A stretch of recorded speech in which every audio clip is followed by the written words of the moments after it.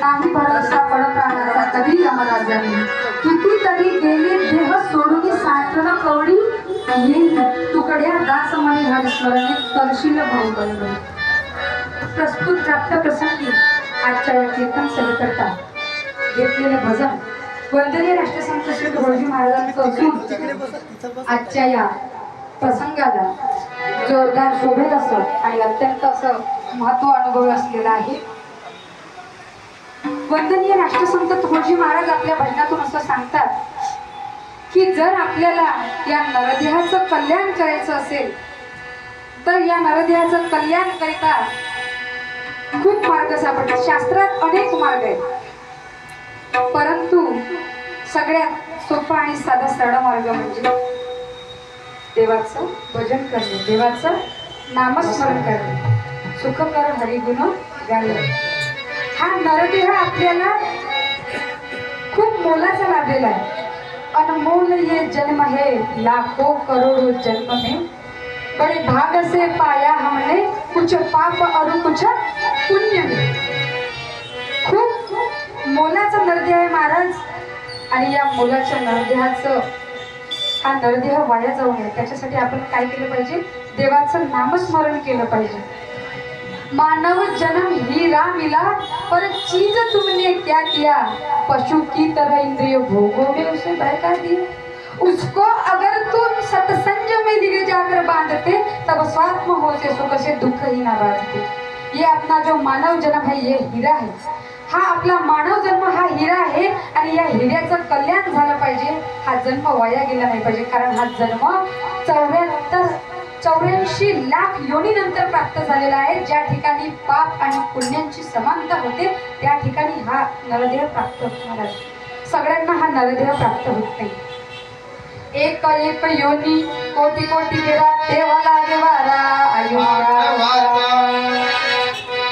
एवढा सुंदर नरदेह दिला आहे आपल्याला देवाने।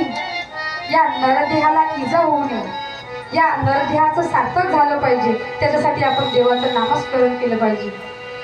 एवढं सुंदर शरीर बनवलं आणि आपलं शरीर हे बघा या जगात कितीतरी चेहरे आहेत पण एकतरी चेहरा कुणाशी मिळता जुळता आहे का? ही एक अगाध लीला आहे, नवचक्य आहे या देवाचं की कोणाचाही चेहरा कोणाशी मिळता जुळता नाही। सगळ्यांचे डोळे वेगळे, सगळ्यांचं काय, सगळ्यांची जी प्रकृती आहे शरीराची ती वेगवेगळी बनलेली आहे। या शरीराची प्रकृती कशी आहे, वेगळी वेगळी बनली।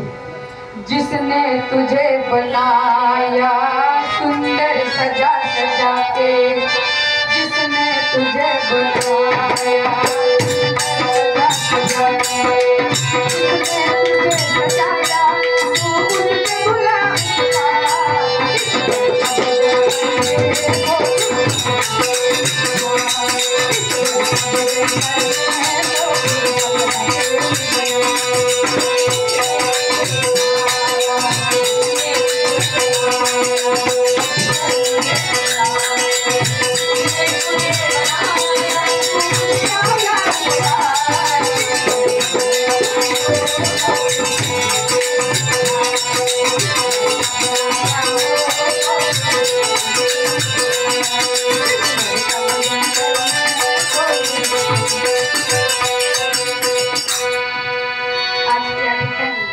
आदरणीय वसंत काका सुरडे असं पकड या हे काही दिवसापूर्वी अनंतात रिलीज झाले आणि त्या अक्रमाशाचा कार्यक्रम आणि त्यांच्या आजच्या या पुण्यस्मरणानिमित्त आज मला इथे कीर्तन करण्याची सेवा लागली।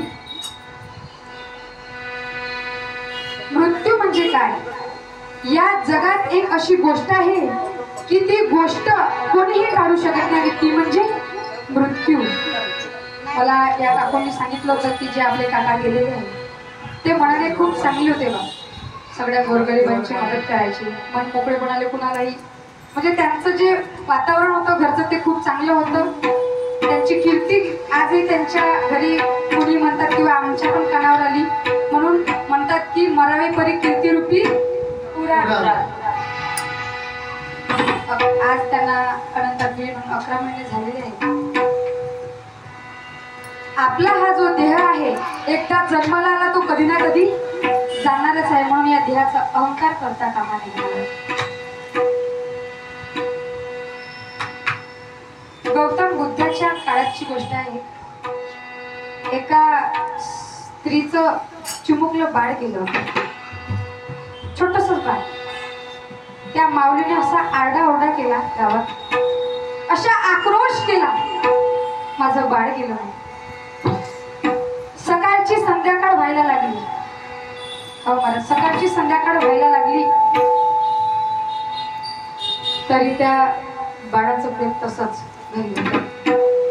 मग गावाची काही लोक आली तिथे आणि ते लोक म्हणतात की बाई, जरी हे बाळ तुझं मृत्यू पावलेलं आहे तरी आपल्या गावात एक व्यक्ती आहे की ते व्यक्ती तुझ्या बाळाला काय करू शकतात, जिवंत करू शकतात. पण महाराज, एकदा गेलेला जीव परत येत नाही. 100% येतो का कधी जीव गेलेला? कितीही तुमची महालमाडी काही असो, लाखोनी करोडोनी पैसा असो, पण तुमचा जीव एकदा गेला तो परत येत नाही.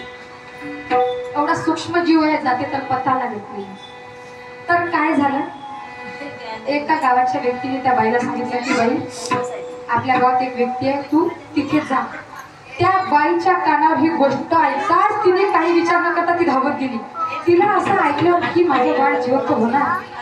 तिला तिचं दुःख कमी झालं आणि तिचं रडणं थांबलं. हे बघा महाराज, संतांच्या नावामध्ये एवढी ताकद आहे की जरी त्यांच्यामध्ये शक्ती नाही की ते जीव पुनर्निर्माण करतील, परंतु त्यांच्या शब्दामध्ये एवढी ताकद आहे की झालेलं दुःख कमी